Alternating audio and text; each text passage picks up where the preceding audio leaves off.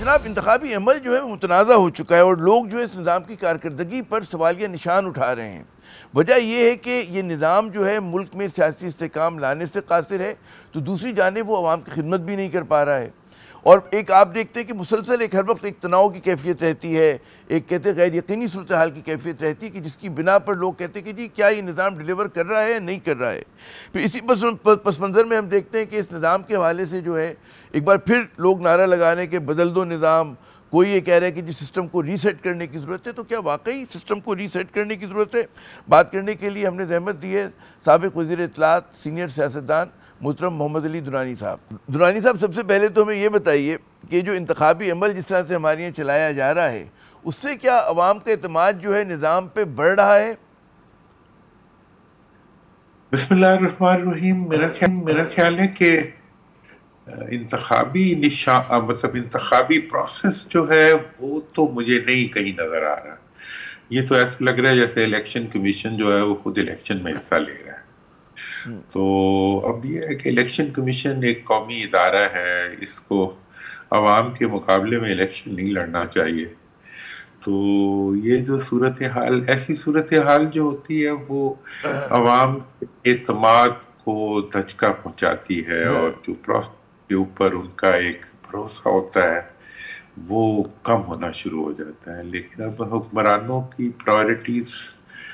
شاید ہمیشہ سے ایسی ہی رہی ہیں کہ وہ چاہتے ہیں کہ جی پورا نظام جو ہے وہ ان کے لیے کام کرے، اور وہ ادارے جو حقیقت میں قوم کے ادارے ہوتے ہیں وہ ان اپنی ذات کے ادارے بنانا چاہتے ہیں اور ذاتی مفادات کے لیے ان کو استعمال کرنا چاہتے ہیں۔ اچھا، اس میں جو جی جو جناب میں محسوس یہ کر رہا تھا کہ سماجی میڈیا کو اگر آپ دیکھیں، اگر وہ کوئی بیرو میٹر ہے تو وہاں پر بہت زیادہ آپ کو تلخی بڑھتی ہوئی نظر آ رہی ہے، غصہ بڑھتا ہوا نظر آ رہا ہے، بہت ساری ایسی باتیں کہی اور مطلب دکھائی جا رہی ہیں کہ جو ایک عام حالات میں بھائی سیاست میں بالکل اس کو کہتے ہیں نا کہ بہت بلو دا بیلٹ ہے، اس میں کوئی سنجیدگی نہیں ہے، اور وہ بعض اوقات کی اکثر جو ہے وہ تحریک انصاف کے اکاؤنٹ سے ہمیں نظر آ رہی ہوتی ہے۔ کیا یہ تحریک انصاف جب اس طرح کا مطلب ہے اداروں کے اوپر جب وہ تنقید کرتے ہیں یا کہتے ہیں بعض اہم افراد پہ تنقید کرتے ہیں، میمز بناتے ہیں ان کے، کیا آپ کہیں گے کہ اپنے اوپر خود کو شملہ کریں؟ جو پاکستان کا سیاست کا میٹرکس ہے اس میں تو ذرا سا مطلب ہے آپ کو پتہ ہونا چاہیے کہ آپ کا لائن آف اٹیک کیا ہوگا، کہاں پہ کتنی بات کہنی ہے، اپنی مشکلات میں اضافہ نہیں کر رہے یہ لوگ؟ دیکھیں، یہ ایک بڑا آپ نے اچھا نقطہ اٹھایا کہ ایک تو یہ جو ٹٹ فار ٹیٹ کا کانسیپٹ ہے کہ جی جو برائی کرے اس کے مقابلے میں اس سے بڑھ کے برائی کرو،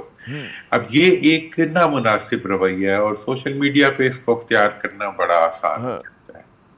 حکومتی سطح کے اوپر بھی ایک اور رویہ ہے کہ جی آج یہ زیادتی ہو رہی ہے تو ہاں جناب جب یہ تھے تب انہوں نے بھی زیادتی کی تھی۔ اب دیکھیں، دو غلطیاں ایک صحیح تو پیدا نہیں کر سکتی۔ جی چوری جو ہے آپ کو چوری کا استحقاق تو نہیں دے سکتی،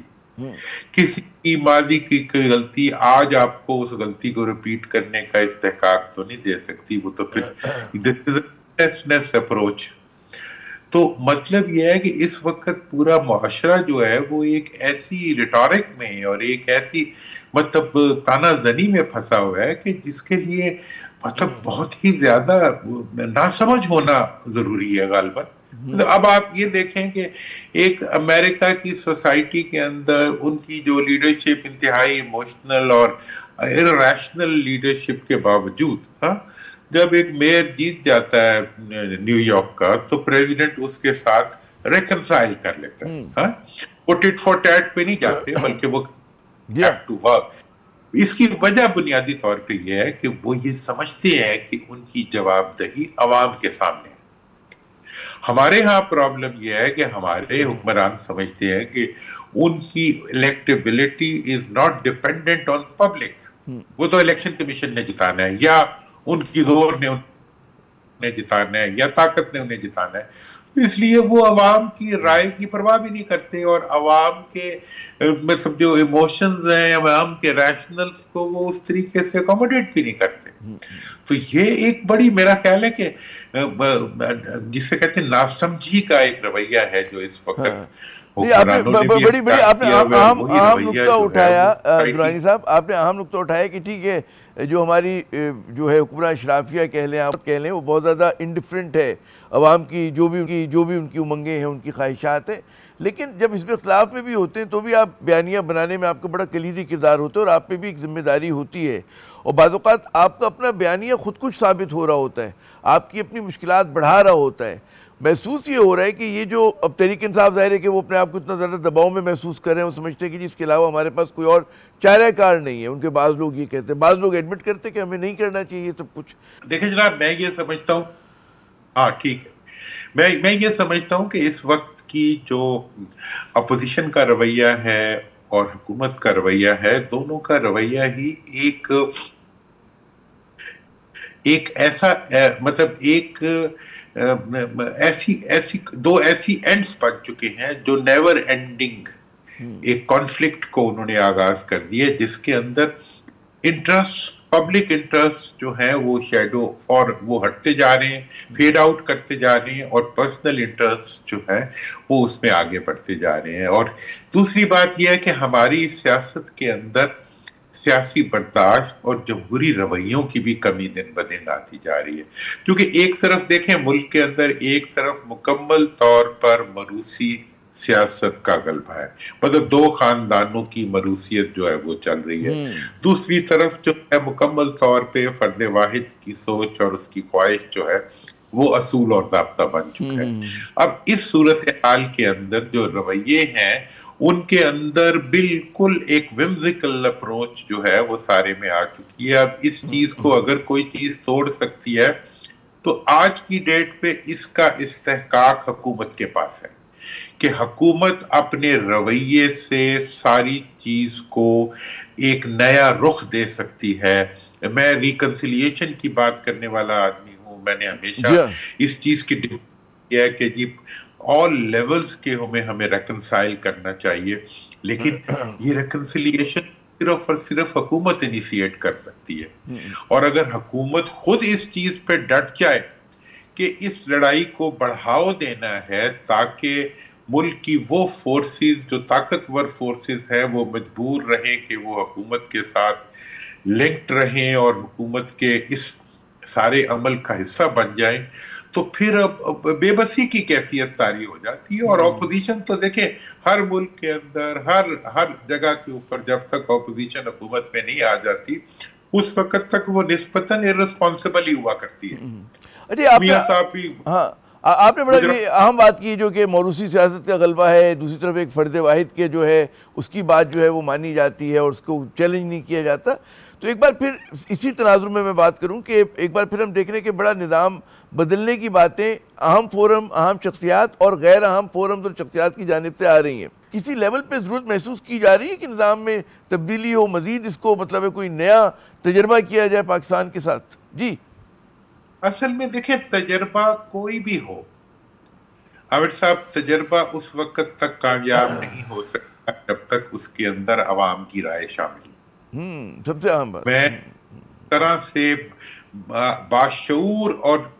اس شعبے کا علم پاکستان کے اندر جتنے بھی تبدیلی کے انیشیٹوز آئے ہیں ان میں میرا ایک کچھ نہ کچھ حصہ رہا ہے۔ ڈیزائن نئے صوبوں کی بات ہو، بلدیاتی اداروں کی بات ہو، ملک کے اندر لوٹی ہوئی دولت کو واپس لانے کی، مطلب جتنے بھی political initiatives in the public interest suggest کیے گئے وہ میں نے ہی کیے ہیں اور میں ہی ان کو پروپیگیٹ کرنے والا رہا ہوں۔ اس کے بعد میں یہ بات کہنا چاہتا ہوں کہ نظام کی تبدیلی جو ہے وہ پیش کی جا سکتی ہے، لیکن اس کو مینڈیٹ دینے کا اختیار صرف اور صرف اور صرف عوام کے پاس ہے۔ اگر آپ عوام کا یہ استحقاق ان سے چھین لیں گے، اگر آپ عوام کا یہ اعتماد اس سے چھین لیں گے کہ عوام جو ہے وہ اپنی مرضی سے نہ کسی کو منتخب کر سکتے ہیں، نہ وہ کسی کو پاور میں لا سکتے ہیں، نہ وہ کسی کو پاور سے ہٹا سکتے ہیں، بلکہ ان کو پاور میں لانے والا فارم 47 ہے اور ہٹانے والا بھی فارم 47 ہے، تو اور عدالتوں کو آپ 26ویں اور 27ویں ترمیم کے ذریعے سبورٹ کر دیتے ہیں، آئین کو آپ سسپینڈ کر دیتے ہیں۔ ایسی صورتحال میں جب آپ نظام کو لے کے کھڑے ہوتے ہیں تو پھر آپ کو خود بھی اپنے آپ کو جسٹیفائی کرنے کے لیے کہنا پڑتا ہے نظام کو بدلو۔ وہی نظام کو تو بدلو، کسی نظام کو لاؤ گے تو وہ کوئی نظام کو بدلے گا نا. نظام کو بدلنے کا نظام جو ہے وہ عوام کا مینڈیٹ ہوتا ہے. یہ تو پہلی بات. دوسری بات یہ ہے کہ بھئی یہ کیسا نظام ہے جس کے اندر عوام کے پاس کچھ طاقت ہی نہیں ہے. مطلب یہ ہے کہ بلدیاتی اداروں کے بعد میں حقیقت میں آپ کو بتا رہا ہوں کہ کسی ملک کی جمہوریت بالکل ہی ایسے ہے جیسے جسم بغیر روح کے، جس کو 2 دن گھر والے بھی گھر میں رکھنا پسند نہیں کرتے. مطلب یہ ہے کہ یہ مردہ جمہوریت ہے جس کے اندر عوام کا استحقاق جو بلدیاتی اداروں کے ذریعے انہیں ملتا ہے وہ آپ دینے پہ تیار نہیں. تیسری طرف یہ ایشو ہے کہ جی